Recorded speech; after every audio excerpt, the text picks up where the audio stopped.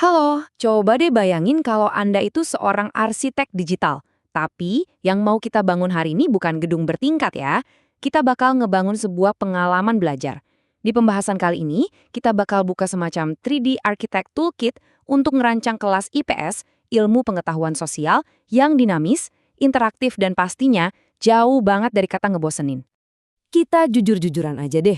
Kalau ingat kelas IPS zaman dulu, apa sih yang biasanya terlintas di kepala? Sesi hafalan mati yang bikin ngantuk kan? Siswanya diam, dengerin guru ceramah, sambil diam-diam nguap. Padahal, kalau dipikir-pikir, IPS itu kan isinya cerita epik tentang kehidupan manusia, konflik, dan budaya kita sendiri. Harusnya ini bisa jadi sebuah petualangan 3D yang benar-benar hidup, bukan cuma sekedar ngapalin deretan tahun sejarah. Nah, buat ngubah kelas statis tadi, kita punya cetak biru atau blueprint utama nih hari ini. Kita bakal bahas bedanya model dan metode, ngeliat 6 model pembelajaran utama, ngebongkar metode yang jadi senjata rahasia guru, ngecek matriks kesesuaian materi, ngintip praktek nyata di kelas, dan ditutup dengan 5 prinsip pemilihannya. Oke, kita langsung masuk aja ke bagian pertama, model versus metode. Ini fondasi dasar yang wajib kita pahami.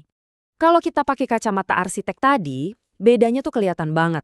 Model itu ibarat cetak birunya, kerangka besar yang komprehensif, mulai dari langkah-langkah, sistem sosial, sampai dampaknya. Nah, di sisi lain, metode itu adalah alat 3D-nya. Bayangin aja kayak palu atau bor gitu. Ini alat teknis dan operasional yang dipakai buat mengeksekusi si cetak biru tadi langsung di lapangan. Lanjut ke bagian kedua, kita bakal ngebongkar 6 model pembelajaran utama yang bisa jadi cetak biru andalan buat kelas IPS. Cetak biru yang pertama itu Problem-Based Learning atau biasa disingkat PBL.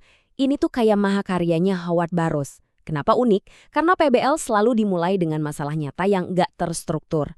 Maksudnya, masalah kompleks yang jawabannya nggak cuma satu.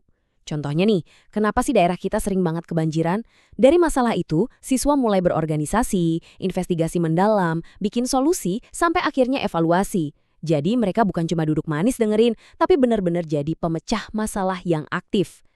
Cetak biru selanjutnya ini fokus banget sama yang namanya kolaborasi, cooperative learning. Ternyata tipenya ada banyak dan bisa disesuaikan sama kebutuhan. Ada STAD yang cocok buat belajar geografi, ada Jigsaw yang pas banget buat nyatuin kepingan materi tentang keberagaman budaya, sampai think per share. Nah, poin ajaib dari model ini tuh ada di positive interdependence. Sebuah kesadaran di mana anak-anak ngerti kalau mereka cuma bisa sukses kalau mereka kerjasama. Keren kan? Terus ada juga discovery learning dari Jerome Bruner. Bedanya apa? Kalau biasanya siswa cuma disuapin fakta, di sini mereka bertindak layaknya seorang penemu. Guru itu tugasnya ngasih stimulasi buat mancing rasa ingin tahu. Abis itu, biarin deh siswanya merumuskan masalah sendiri, ngumpulin dan ngolah data, verifikasi, sampai bikin kesimpulan. Intinya, guru cuma pemantik. Siswalah yang merakit pemahamannya sendiri. Oke, sekarang kita masuk ke bagian ketiga, metode yang jadi senjata rahasia guru. Ini alat-alat teknisnya nih. Nah, salah satu alat 3D kita yang paling tajam buat eksekusi itu adalah bermain peran atau role playing. Tapi jangan salah, ini bukan cuma sekedar main-main loh.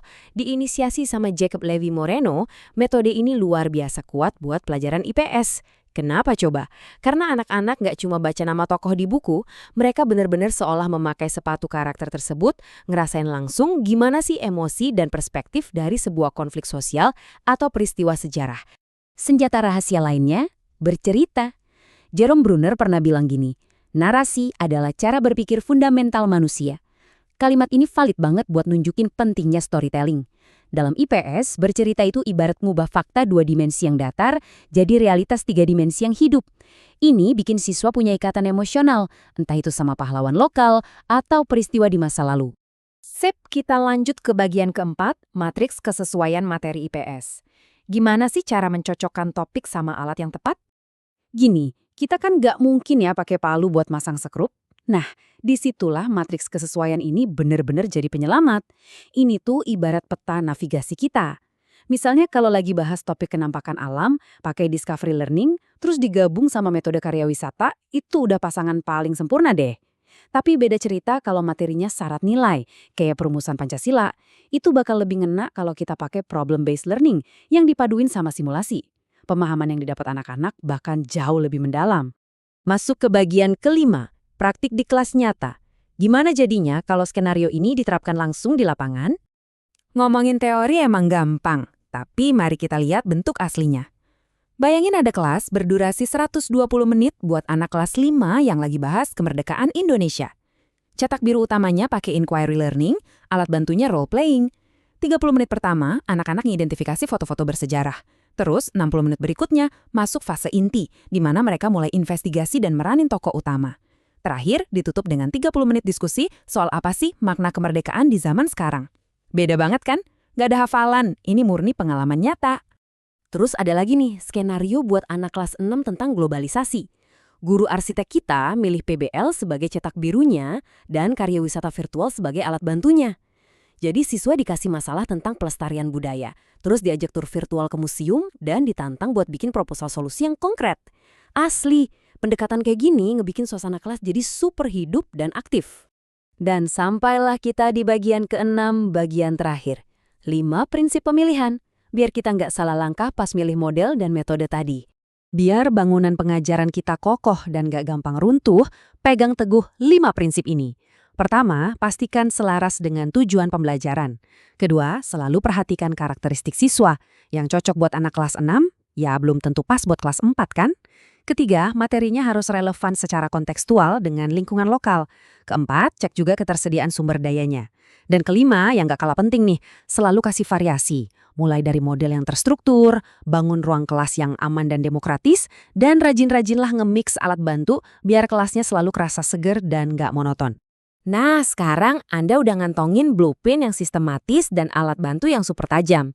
Pertanyaannya tinggal satu, siap nggak nih meruntuhkan tembok kebosanan dan mengubah kelas IPS Anda jadi sebuah petualangan 3D yang seru? Tantangannya ada di tangan Anda sekarang. Ambil toolkit ini, bikin IPS jadi lebih dari sekedar teks di buku, dan bangun eksplorasi dunia nyata yang bakal terus diingat sama siswa Anda. Selamat merancang kelas impian Anda ya. Sampai jumpa di bedah materi selanjutnya.